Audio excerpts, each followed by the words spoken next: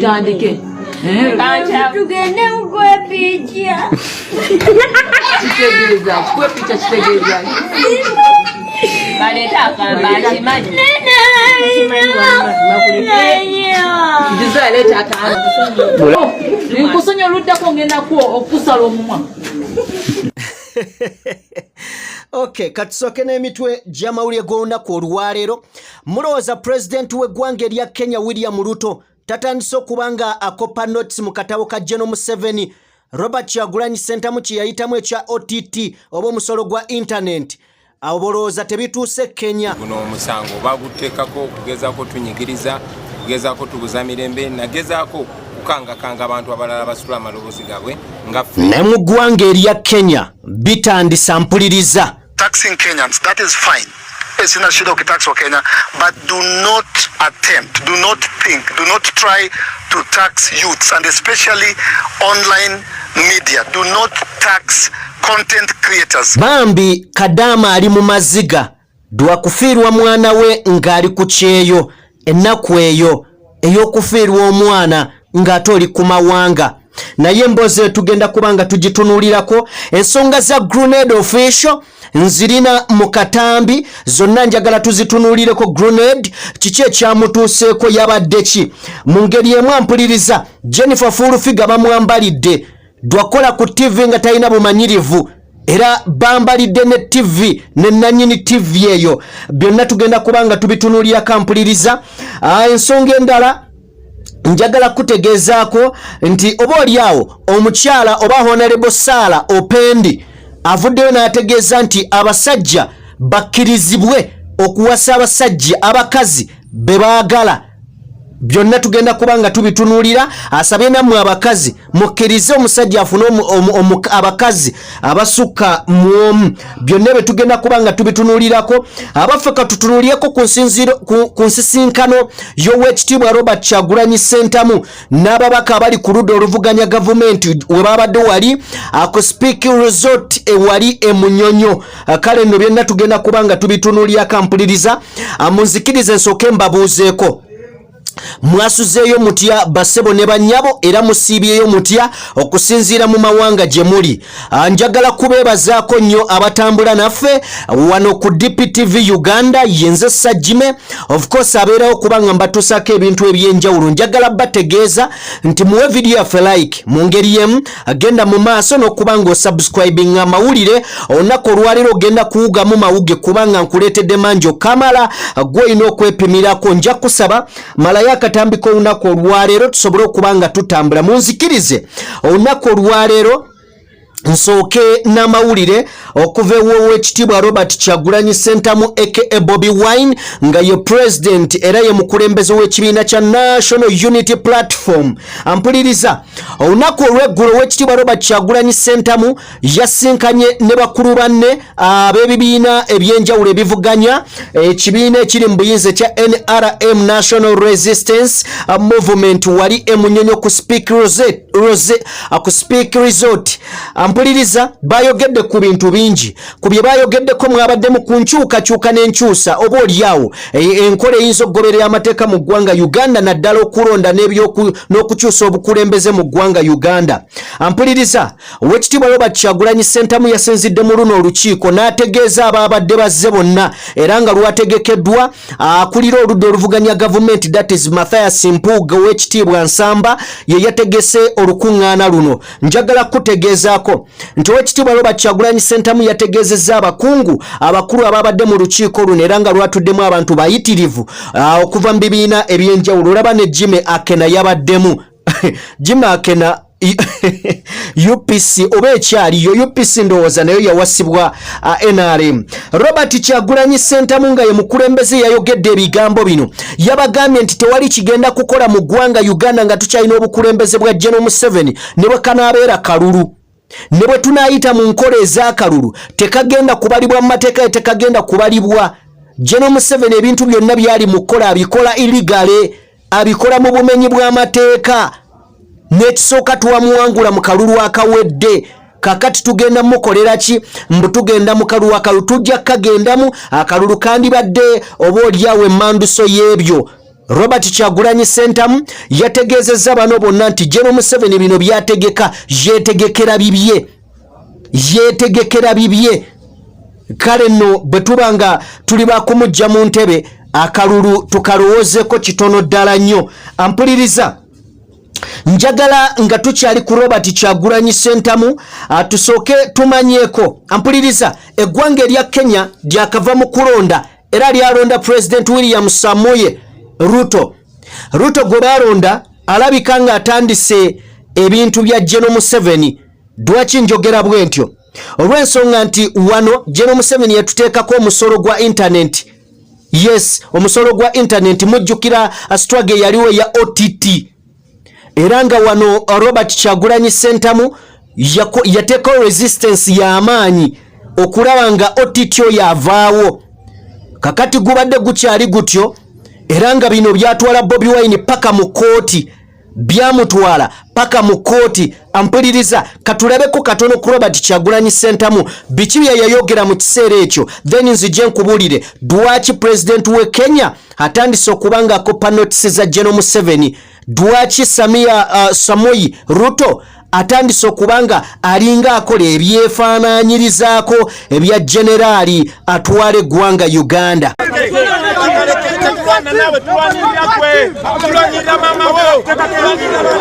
Ndi omulala nate era omusango guno bagwongeddeyo ne mwena mukimanyi nti guno omusango baguteekako okugezaako tunyigiriza, okugezaako tubuza mirembe, nagezaako kukangakanga abantu abalala basula amaloboozi gaabwe nga ffe. Ekyo kyali Uganda. Wabula waliwo comedian mu ggwanga erya Kenya amanyiddwa nga Eric Omondi. Ekyo nkimanyi abantu abagoberera comedy n'abali ku YouTube kuno mumanyi Eric Omondi. Yavuddeyo n'atabukira gavumenti ya Ruto oba eya Kenya ng'agezaako kubagamba 15% gye muteeka ku bavubuka ku bannakenya abakozesa internet, abakolya ku internet eyo tegenda kukola. Ekisooka abantu temubayambye, beetondeddewo emirimu, ate emirimu mulimu giteekako omusolo ogusukkiridde. Abajjukira ne wane Uganda omusolo OTT bamuteeka ku 15% yennyini nga gye batadde ku bannakenya. Kakati omukulu ono Eric Omondi avuddeyo agamba bino tebigenda kukola wano. I have a message to the Kenyan government. I have a message to William Samoei Ruto. I have a message to the Minister of ICT, the Minister of Youth, and all the responsible offices. You are taxing Kenyans. That is fine. Sina shida ukitax wa Kenya, but do not attempt, do not think, do not try to tax youths, and especially online media. Do not tax content creators because you did not create them, you did not support them, you don't know who they are, you don't know their struggles, you have never talked to them, you have never called them, you've never supported them, you want to tax them. That is theft. You cannot take money that does not belong to you. Don't tax the poor. Don't tax the struggling. Tax the rich. Don't touch online media. Do not touch Kenyan content creators. I am a content creator. I've never used my degree from Daystar. Nimeishi, nimekula, nimelipa rent for 16 years. Since 2008, now YouTube. Do not touch it unless you come and talk to us. Do not tax content. Nishapewa intelligence. You want to tax them 15%. Unachukua pesa yao. YouTube ishachukua pesa yao. Bank ishachukua. Do not tax young people who have created employment for themselves in the name of content creators, TikTokers, YouTubers, online media. Bobi Wine yakozesa ekigambo kino gye buvuddeko emabega kaawo nti ebintu bituuka ekiseera ng'abalina okubyogerako tebakyasobola kubyogerako. Abantu betwandiise nga ba elites nga tebakyayogera kubanga bo balya ssente. Kakati kitwala ffe abantu aba bulijjo okwogera ku bintu bino. Mu Uganda Kyagulanyi yava mu kuyimba yayogera ku nsobi n'ebibi ebiri mu ggwanga Uganda.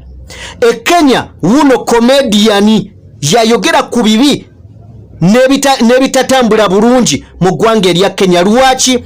Abakulu badduka ebyobufuzi n'ekirala abalinga ba elite abantu abasomye tebakyenyigira mu bintu bino, bo bafa ssente, kulya ssente, batambule baveewo. Eyo njagala tuveewo mikwano gyange.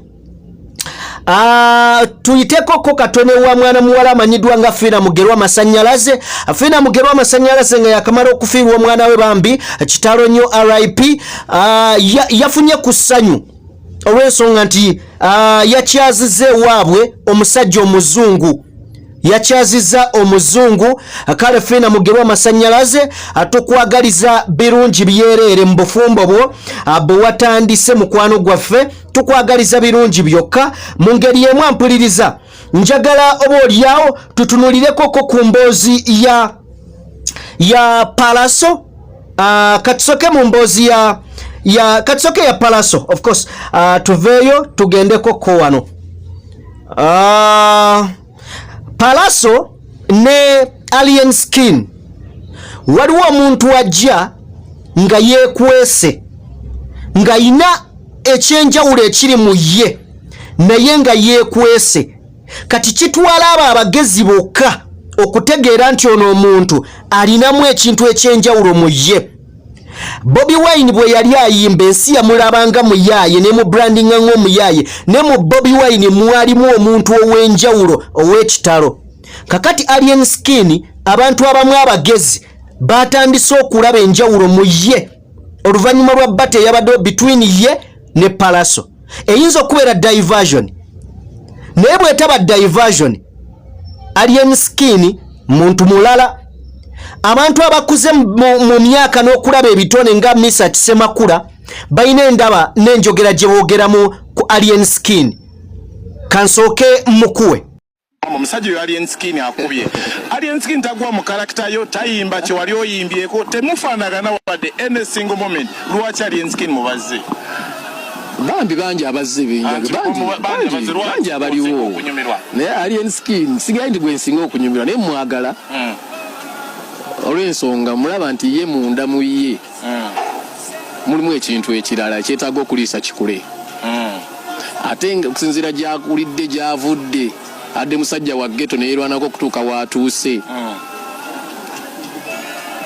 olabanga bwabanga mugezi ojja omutunule ng'ayogera ng'omubuuzizza ekibuuzo kigenderere njalo kigenderere saagala olowooze nti nno oyo omwana musiru bw'ojja omugenda naye ng'omubuuza ekibuuzo engeri gy'akikuddamu kitegeeza mugezi agamba musumbuyi alina ekintu kye kyayagala alina ekintu mu ye kyetaaga Alien Skin bwe mutunuulira ate tawemula omuvubuka oyo tawemula ngoberedde nnyo ebintu bye kwabulemberago bwe nti ebintu ebinsesa engeri gyaddamu ebintu binatawemula alina kakarakita kana ak'okukwata ku luwombo lw'ebusaabala n'agenda n'akwata luno lw'enakawuka n'atambula nalwo mu kaveera ekasenge atambula nnyo ewantu w'ekasenge eyo ekyo kimulekawa ne audience gy'azimba ento naddala ng'akakoolako takajja mu ttama oluwombo lwe luliwa anti ke gakoola oluwombo lw'ebusaabala ebusaabala gye biva yeyo just luyite eyo waliwo eyayite eyo nze ekibuuzo nga tekirumba muntu awo ndoka enkiddemu papa mbuuza kale atambula nnyo n'akakoola kinaga ki eri image y'abavubuka abato ba generation kiri kyeggambye ti omwana oyo akulidde mu ghetto atalina maama talina taata okitegedde kakati kitegeeza Bambi alina byakuze oba oliawo nga tamanyi nti bibi akulidde mu mbeera ng'okufuna ekyokulya kyakulwanira kyakuswama okitegedde kakati essaawa eno akulaba ate alina watuuse alabanga alina watuuse ate gwe weefuula nti gwe yalamutegeerera yalamugiragira naye ekikulu kiri ekintu kimu bw'omukwata obulungi kati wali we yajjira nga alina bw'ayambala kati bw'omutunuulira ayambala bulungi era n'omusanga ng'olaba omusajja ali smart okitegedde omusajja oyo nze ndowooza kijja kuba testimony ennene nnyo eri abaana abali mu ghetto singa anaakwatibwa obulungi akakoola obuntu obutuufu bw'osobola ogenda ng'omujja omuntu tawona mulundi gumu nti ne bwobanga oyina olwadde malaria olukuba empisa esooka towonerawo olinda mwendala ogenda oyogera naye bugenti kanondo munnange si kalungi kanondo munnange si kalungi kyovola abantu nno singa tubadde mu nsi ziri ezirina bamanagers abalungi bahandlers abalungi ne bakwatako oyo omwana adda ajja kukuba endongo weewuunyo papa kayimba kiko osinga okunyumira kalien skin abatuloga nfunayo akadde ne mutukeberako nga tetunnaba kuba nga tuviirawo ddala awo njagala kutegeeza nti omusajja amanyiddwa nga Palaso olunaku olwajjo yakyaddeko embuga eri mu bwakabaka bwa Buganda era yagenze mu maaso n'okuba nga sinkana omumyuka asooka owa Katikkiro ow'ekitiibwa Twaha Kaweesa Kigongo n'abategeeza ku konsati ye egenda okubeerawo era bw'atyo n'abakwasa ne kaadi oba gy'oyinza okuyita tiketi eya platinum beba ababede so n'agimukwasa ng'abayita mu butongole ya $5,000,000 era bamutegeezeza nti bagenda kukola naye bagenda kutambula naye era bajja kubeera nga bamuwagira kale Palaso nayo tukwagaliza bisima byerere ng'ennaku z'omwezi 9 lwakuba nalabe n'alien skin post sinabagikakasa naye bagamba nti enkwakyo festival eriyo nga 9 yes bwe tuba nga tuvuddeko awo waliwo mwana mulenzi amanyiddwa nga Grenade official Grenade yalabiseeko olunaku olwajjo mu katambi ekiro ekikeesezza leero Grenade nga akwatiddwa era abantu abasinga bavudde nga bagamba nti alabika yabadde ava mu kwepiikya yabadde ava mu bya fokofoko bw'atyo n'agenda mu maaso n'okuba nga akwatibwa wabula kino kyatereezeddwa mu katambi kano ampuliriza njagala nkuwa katambi kano okawulire oba oliawo emboozi ziyinza okujja nnyingi ne katuulye ku baabaddewo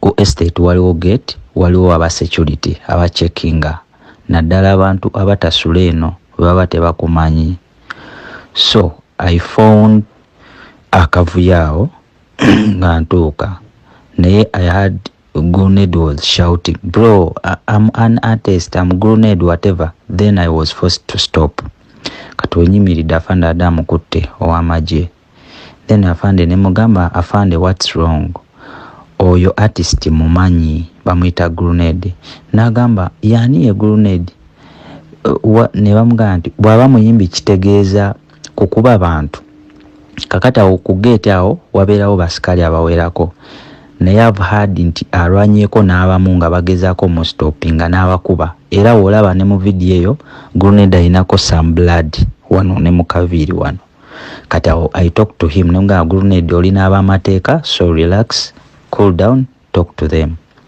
n'agamba bro bikinze bampisa we bati biki kati nemugamba no kakana of course he has been high abadde drunk he has been with a fellow guy nga wali awo nenjogera to his fellow guy nemugamba why don't you talk to your buddy guy n'agamba nange nayogedde dda naye aganya okulinga so kati awo netandika okulya different explanations okitegeera then the chairman ow'ekitundu ne amukubira naye watuukidde so ekyo ekifaananyi ekyo we tukikubidde Grenade abadde ayogera ebigambo bingi ne chairman kwe kumugamba ogamba oli muyimbi katukube n'ebifaananyi tubiteeke ku mawulire then I took that pic and that short video abali okumpi oba basembera Grenade official mumuyambeko mushepinga mu bulamu oba muzza mu bulamu obutuufu bw'alina okutambuliramu otherwise Grenade onafunye ebizibu bingi bwe tumuleka bwe tuti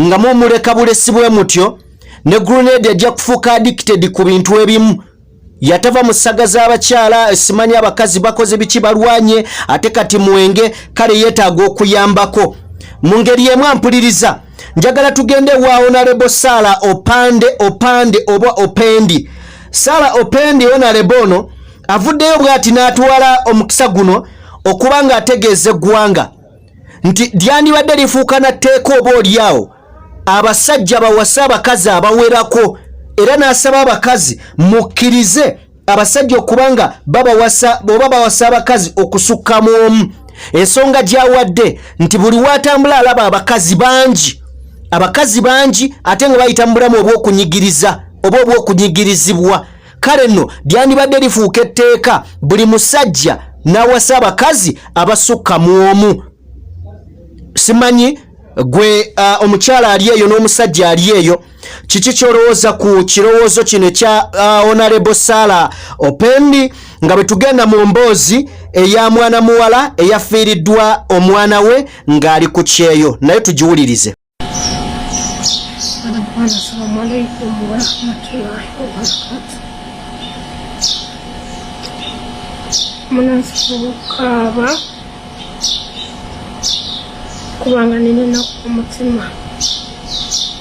Nina story gyenagala sharinga kuna mu baganda bange.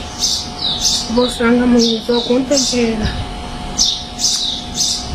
Ndi omuntu atawangalira mu nsi yange.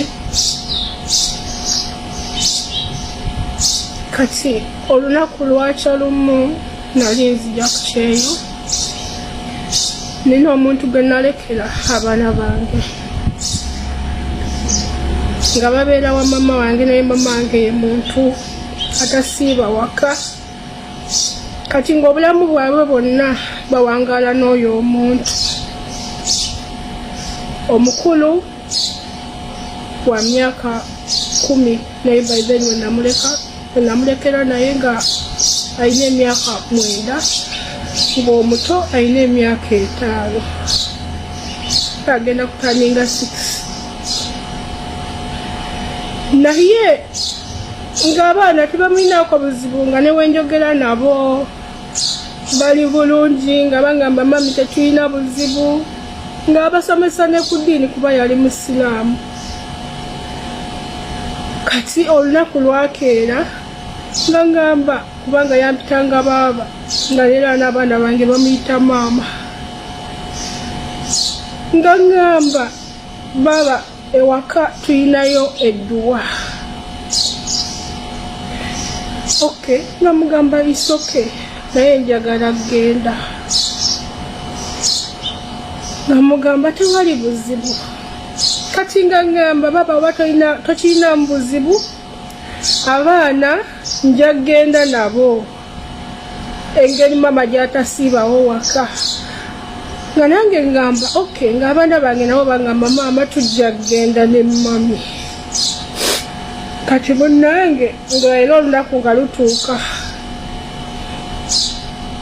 nga bagenda kubanga option gye nalina ng'abaana bange sobola baleka kubeerawo waka bokka tebasobola kweyoleza tebasobola kwekolera kintu kyonna kubanga oli yabadde abalabirira era yabalabirira nga simulina mbuzibu kubanga wangadde nabo ebbanga ddene nga ngamba era omuntu anaakola ekintu omuntu asobola okimukola kubanga yabadde alivinga nabo ebbanga lyonna yasiiba nabo mama wange akeera ku makya n'agenda okukola akomawo kiro kati munaye nga bagenda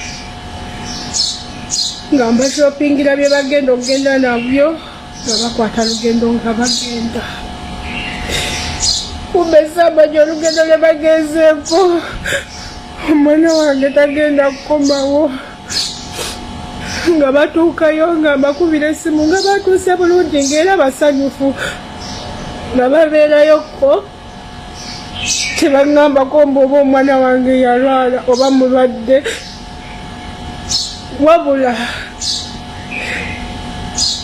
nga batuuseeyo nga bali basanyufu kubanga ne mudduwa we babuuza omuntu agenda obasomeramu omuntu olina ayinza obasomeramu ekkulaani nga bayigiriza bulungi mashallah kati nga omuto ng'awanika ng'agamba nze ngenda basomeramu ng'era ng'abasomeramu surat Kawthara nga babisindikira nga basanyufu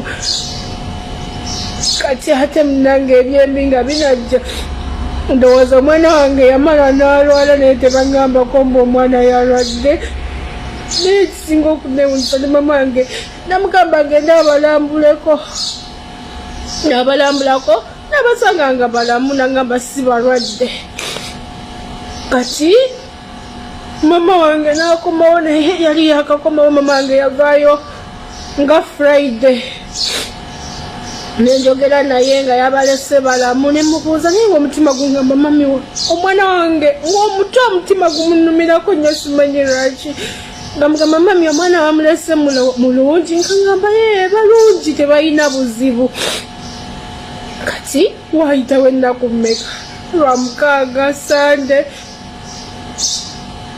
Mande lwakubiri nga bambikira nali ntudde nga bankubira essimu kubanga mami wange yafuna enkikwe nga takikkiriza yatya n'okumbikira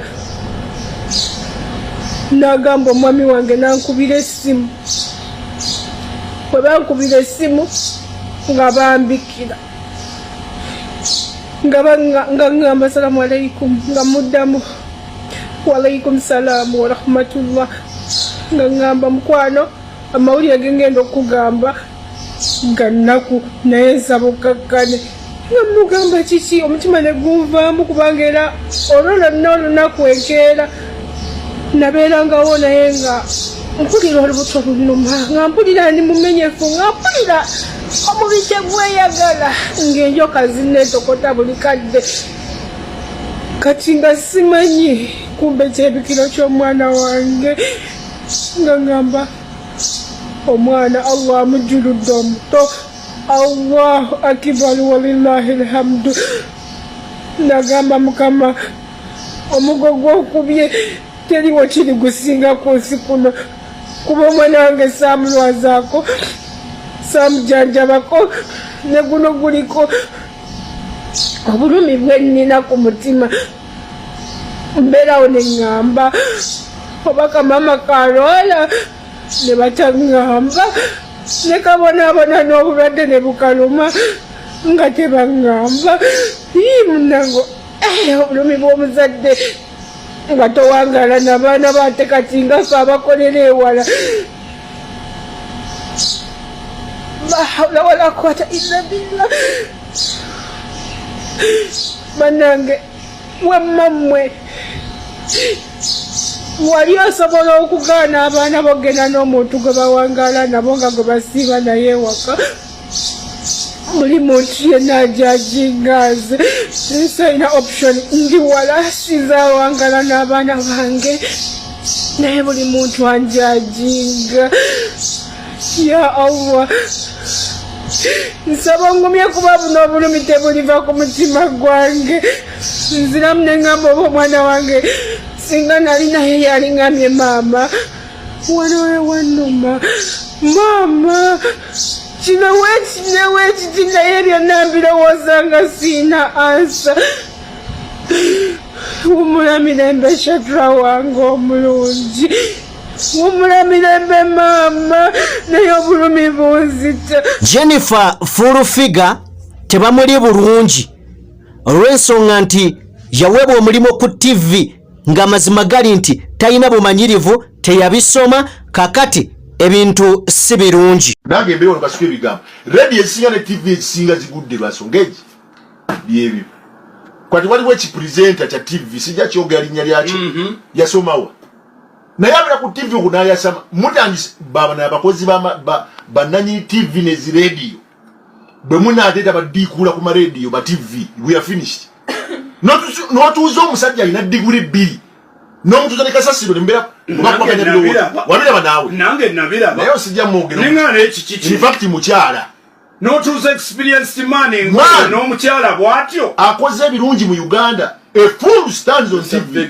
nandi ogwefulambo ayogera nyumba naye abulira gwanga era nze kankubuulire musabe busabe nemefuka ku pulezidenti wange Tereza, president wa banamawulire president wa Uganda aika banamawulire bambi abasinga obuvunanyizibwa batandise okutya bavudde ne mawulire secha nalaba omusajja wambe bweyuka kino ekikazi bwe kiwugana bwe kiwugeba kikubanga lusubeera munnamawulire mu Uganda no standing at all times nga togedde akatu akagwerezi kateekangu omanyi okajjayo ate omukazi we mumanyi mumutya mbwajja baddiza omuliro ate na design ntunulira bulungi eri omukazi ali ku TVM akola n'abasajja abatendeka abali experience bw'abavuma engalo zonna abanga yagala obbasongamu ne ngamba who is the producer of this kind of program really bw'oba tewasoma oba ne producer omulungi neta bw'oba tewasoma nnyo kigenda wano wakola ku radio mubani ba producers abasoma ba producer bagenda mu UCC okunyonyola content yabadde kya abaddewo producer go basiba naye notunulira abantu kujajaga mulimu gwaffe we not beggars nze chokola nze ba MP wali yankubira simu mugana tonjogeddeeko nabuga nze okoze biki